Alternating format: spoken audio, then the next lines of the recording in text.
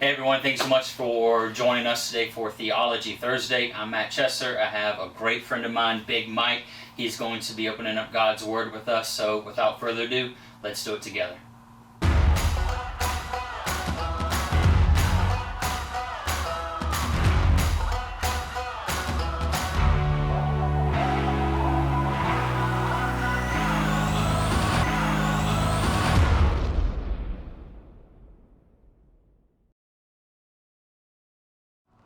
All right, let's talk about the fiery place.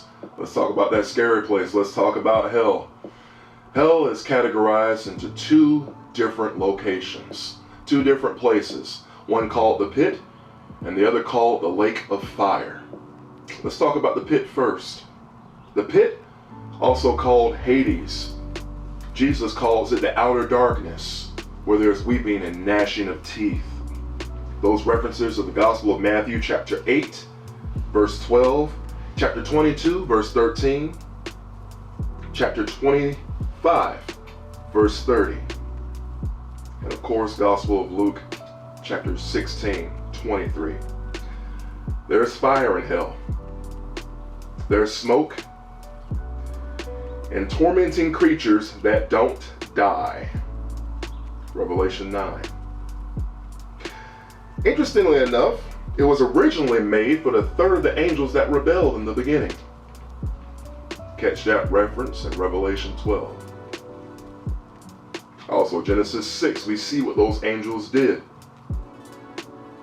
We also have 2 Peter chapter 2, verse 4, which teaches us that they're in chains in the pit. Both the lake and the pit were made for the fallen angels. Let's talk about the lake, also known as the second death. Revelation 20, verse 14. It is the final and lasting punishment and judgment for the damned, not just angels. You see, we joined in the fallen angel rebellion right there in the garden. That's why we're called fallen man. At least we were. But if you, like me, are a born-again believer, such a terrible place has no bearing for you.